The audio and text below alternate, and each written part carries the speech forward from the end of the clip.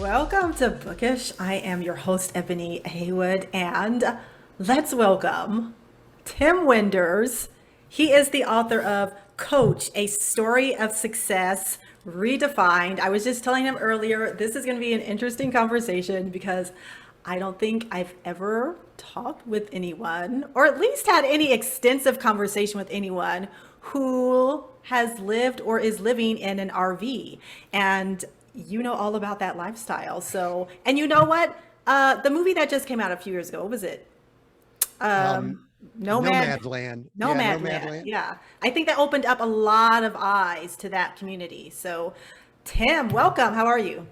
Great, Ebony. Great to talk to you. Yeah, I get that a lot. I'm actually right now, for people that are looking at this, in the passenger seat of our 40-foot RV. It's a Class A motorhome, motor coach that we nicknamed Theo. That's his name. So we live in Theo and travel. Almost everything I own is in this 39, 40-foot vehicle. And in fact, right now, I'm hoping it'll stay quiet. My granddaughter and wife are in the very back. The granddaughter's taking a nap, and just unique things you have to deal with in an RV. It's awesome. And we're blessed to be able to travel. It's a fun time. Okay, well let's dive into this. Okay. So, why, Tim, why should people redefine success for themselves? I think the challenge with redefining success is I'm not sure that we did it right the first time, most of us. I think we define success usually in the culture that we're in, first world culture, as what's our title, what's our job, what's our role, what's in our bank account, what do we drive, where do we live, who do we hang out with? And none of those things are bad on the surface. But Ebony, the challenge with that is it creates a real superficial definition of who we are, our identity and everything else. And, the reason it resonates with me and it's so important is because I was that. In 2008, we had 3 companies. They would be valued at 7 figures plus. And we owned a lot of real estate. And that'll give you a little bit of clue as to where this is going. Lived in a big house, all of that stuff. And by 2013, we were homeless, living out of a Honda van, traveling, and we were nomads. Now, we've regained ourselves and are much better financially than we were then. But I learned a lot about myself. I defined myself with those businesses, with our finances. And I think we need to redefine that.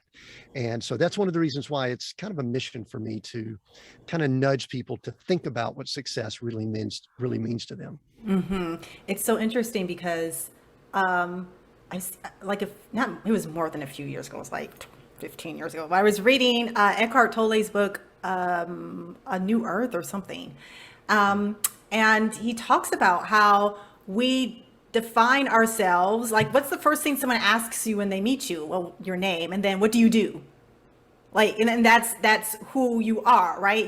What do you do? And then if you're not like a CEO or a lawyer or doctor, or maybe you're a clerk somewhere, it's like now you feel a little less than, because you're not successful perhaps as the other person. Like, we don't really understand how to identify people. Like, you are so much more than what you do. Like, there's so much depth to you. No one can really truly even start to tap into that in like a 5 or 10 minute conversation where they're asking you about your lifestyle.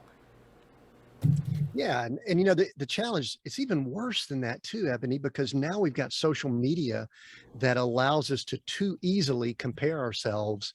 I look at Ebony and it's like, oh, she's getting in a convertible and she's there in California and she's going out and looking nice and all of that. That must be success. I need to pursue that. No, what I need to do is I need to get connected with, I believe we're created. I need to get connected to my creator and find out why I was created. Why am I here? What is my purpose? What am I designed to do? And you know what? It's probably different than Ebony. It's probably different than 7 billion people out there in the world. But if I don't quiet myself, spend time in prayer, meditation, whatever it is, to get centered on what it is that I'm to do, then in all likelihood, I'm going to be copying someone, duplicating, living a life of quiet desperation, trying to do things that now I needed to find success for myself. Yeah. So let's get, how have you been forced to redefine success? Well, I gave the story earlier, when Right. you're financially well off and you use finances to measure success Hmm. and you go from businesses, big house to Honda van, Hmm. nothing less than zero in your bank accounts, you're going to go through stuff. And my wife and I, Ebony, we say this all the time. We would not wish what we went through on anyone, but we're so thankful that we did because it's allowed us it's forced us really to ask these questions. And Ebony, this is kind of a little bit of a sidebar, but I know you can appreciate this because you're a coach and you work with people. It's unfortunate that people really go through significant change in one of two ways. They either make a decision and they change habits and work on themselves, do things and make an extreme type effort to change, Hmm. or some catalytic event occurs that forces them to change. Hmm. Now, I'm the guy that I'm coach. I know all this stuff, leadership development, mindset, but my most significant change came from a catalytic event that forced me to make a Hmm. change. Hmm. You know uh, what usually happens, Tim, is that you kind of get these little clues that there needs to be a change, and then you ignore them, and it's like the universe just gets your attention with some type of catastrophe, unfortunately. Yeah, and yeah, like clues. I mean, you and I would have had a very different conversation like in 2007. You would have probably said something to the effect of, gosh, this guy's pretty bold, pretty confident, maybe a little cocky, Mm, but that works well in the business world. right. It really does, especially it's unfortunate men can get away with that sometimes better than women. Don't want to go down that path. I know you work a lot with women and all, but sometimes men can get away with it. Mhm. I needed to have a lot of those edges just knocked off me and whittled away. And from a spiritual standpoint, I think that the downturn happened to a lot of people. I think Yeah. that the way God dealt with me was, okay, now I've got Tim's attention. It's time to do some work on him. I've got his Hmm. attention. Now we could do something. And that's Yeah. kind of the way our journey went. So, yeah, so let's talk about a little bit about the journey, or specific part of the journey. So we already talked about the RV, and you and your wife, you live this unique lifestyle. Tell us about your lifestyle and why you live this way. Well, so what happened was we were living in a big house, golf course community on a lake, all the stuff that one would say, "Ooh, boy, this guy, he is successful." And then we lost all that. I mean, literally, we went through bankruptcies, foreclosures. I mean, it was very brutal, and we really didn't know what to do. And so we started traveling. And we called ourselves nomads because it sounds better than homeless, truthfully. Yeah, Just yeah. seems to sound better. And so we started traveling. We traveled, spent some time in Australia, New Zealand, then some time in places like Tahoe and all. Now, we didn't own anything. We were just living in houses. We were actually house sitting for people. Mm. And so, Ebony, the odd thing is that we loved traveling. Our souls were really nourished when we experienced new cultures. Now, we're not vacationing. I want to make that clear to people. People think I'm on vacation. No, I travel. My wife and I travel. We go places. We spend 2, 3 months, sometimes longer. We go to local restaurants. We try to meet some local people, experience the culture, and learn about whatever is going on there. So we're not really vacationing, and we're really not good tourists. We're really not good at all. And so what we've done, we actually went to Bible school for a couple of years. And when we finished up in 17, 18, my wife said, I think we need to travel again, but I think we need to get an RV. And the joke, Ebony, is that I didn't even know how to spell RV. I mean, I've never been outdoorsy. I would be more the indoorsy type. Some people were Right. like going, "Oh, so are you camping all the time?" So no, we're in a 40-foot motor coach. Okay. It's, we got a king size bed in the back and I've got my Wow. office. I mean, it's nice. It's not probably exactly like a home, but so what it really does, Ebony, I think the real question or the answer to the question is we literally have a freedom that I think everybody's got it. They maybe don't recognize it because they've lived in this place for so long. Their kids go to school there. They do their work there. They've got a home. They've got mortgages, all that stuff. We don't have any of that. We are able to go and travel, to go places. I used the term earlier that nourish our soul. The weather, we look for certain weather. Like right now, it's about perfect where I'm at. It's in the high 70s and it goes down to the mid 50s at night. Perfect weather. And so we just like to experience those places in life that just relaxing and at peace. And it was very awesome.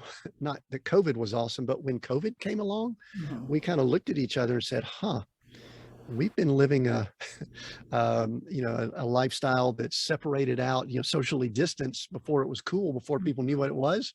We travel with our home. We go park somewhere. And so anyway, freedom, I can't really even express how free it feels to live this lifestyle. But so Tim, do you have a regular home, or is your home your RV?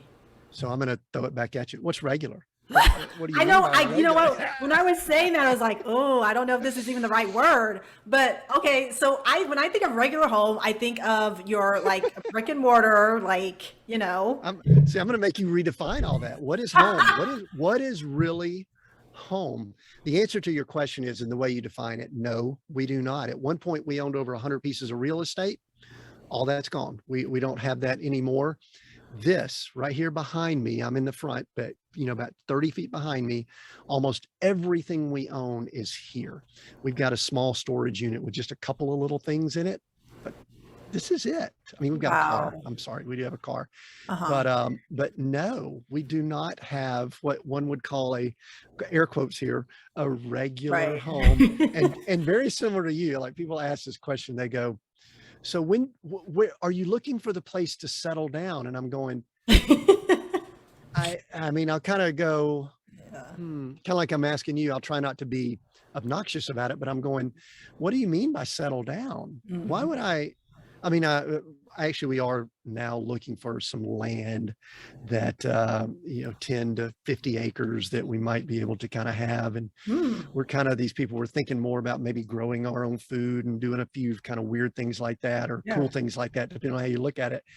But I don't have to do that because we are really enjoying the lifestyle that we lead. And it is very liberating. I can't express how liberating it is. Okay, I'm just gonna go off script for just a moment. I just like, Do it. how do you travel from state to state, or do you stay mostly in one state and just travel the state, or how does that work? Well, we move around. We can travel from state to state. And currently I'm in just outside of Rapid City, South Dakota, right on the edge of the Black Hills, and beautiful part of the country this time of year, and not a real big city. One of the things we've learned, Ebony, I think you learn a lot about yourself when you start to travel. And I grew up in Atlanta. I was in Atlanta, went to Georgia Tech, engineer. My wife went to University of Georgia. We were like city folk. We grew up in a pretty big town. Atlanta may not be the biggest, but it's pretty big city. And what we've realized by traveling is that we don't really enjoy cities anymore.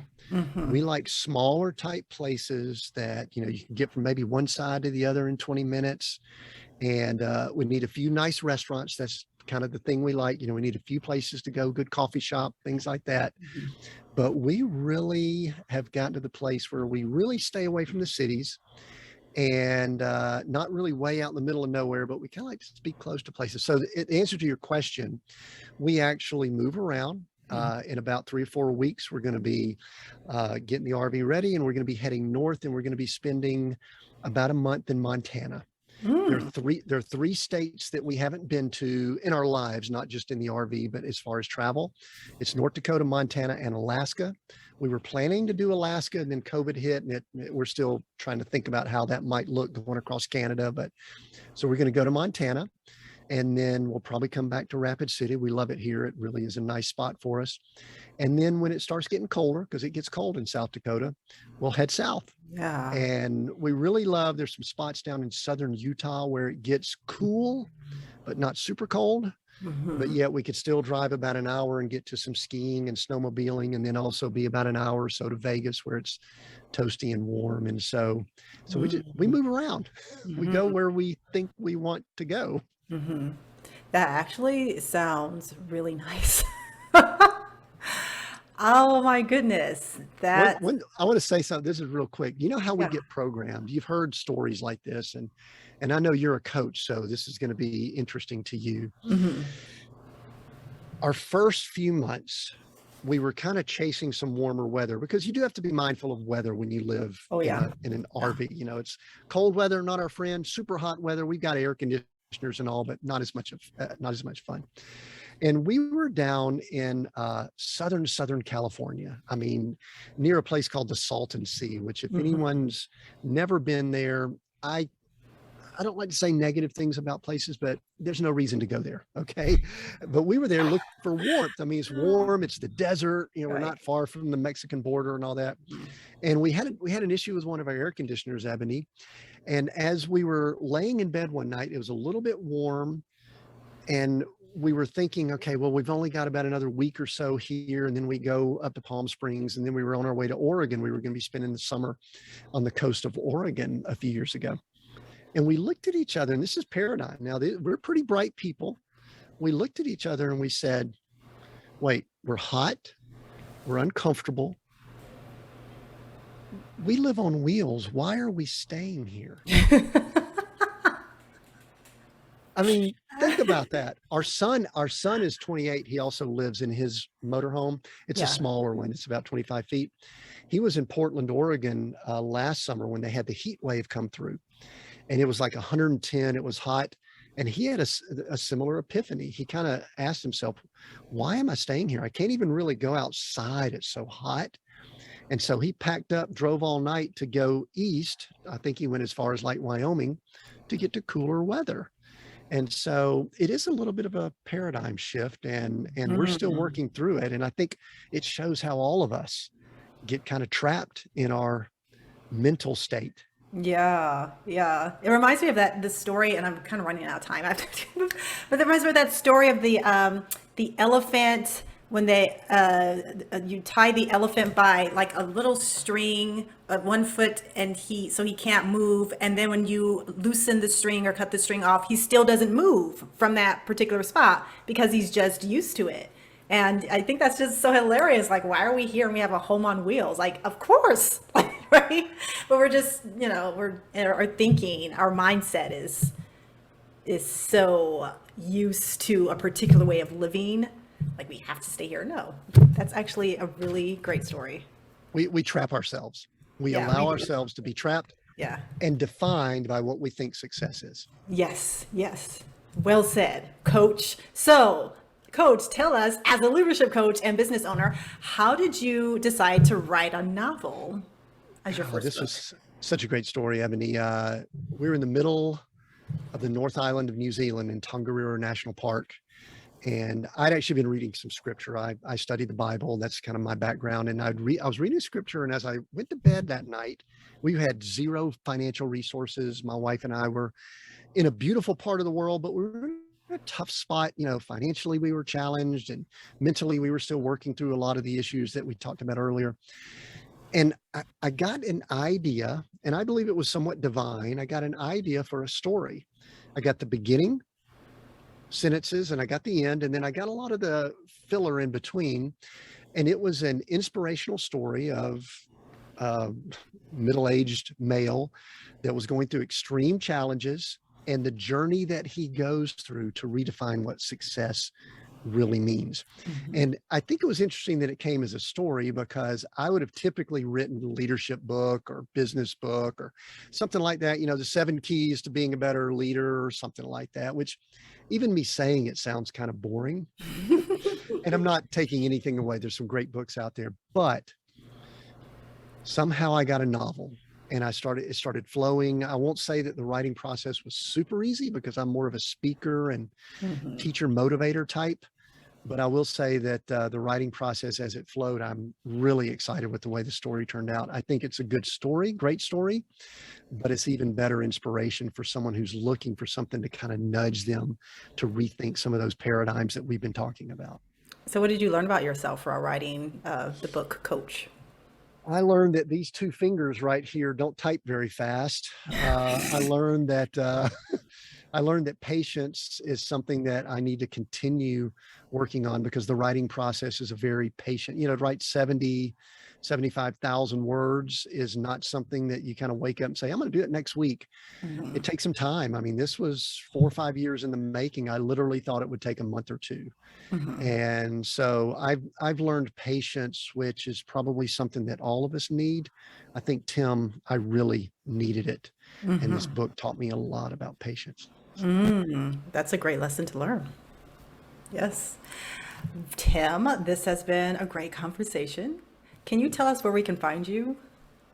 Sure. I'm pretty easy to find. TimWinders.com. Tim, WINDERS.com. And they could click on book or podcast. We also have a podcast that's pretty much this theme also. And they can learn all about me there at that website. And I'd love to connect with them. They could also get a free download of chapter 1 of the novel. If they just want to see if my style, if it kind of fits them, they're more than welcome to go download a free chapter of the book. That sounds wonderful. Yes, I think I might do that. I love reading. Thank you so much for joining us today, Tim. I'm sure a lot of people learned something new in this conversation, especially if they're not familiar with the RV lifestyle. And I think more importantly, it's that the idea of how do we really define ourselves? Like, what is a home? That's a great question. I'm going to be thinking about that all week. Like, what is a home? Right? And all these little things that we kind of take for granted. If we really take the time to ponder what it is we think and why we think it, it can be like that small little shift can make a big difference. So thank you so much. And we're going to say goodbye to you. Thank you, audience, for joining us today. And I look forward to next week when I have, well, not next week, what am I saying? I look forward to next time when I have another fabulous guest on the show. Bye bye. I'm not going to say goodbye to Tim, though, because I'm just going to chat with Tim for a moment. But bye bye to our audience.